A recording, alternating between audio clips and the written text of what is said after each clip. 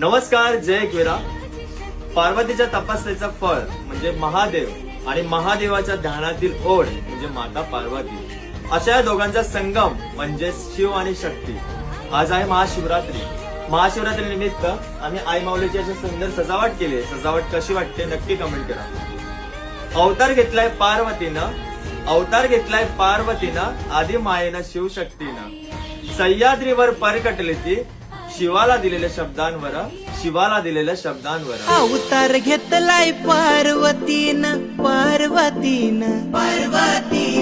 आधी मायेनं शिवशक्तीनं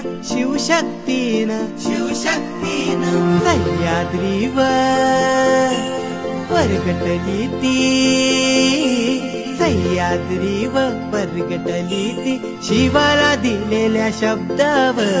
शिवाला दिलेल्या शब्दावर एक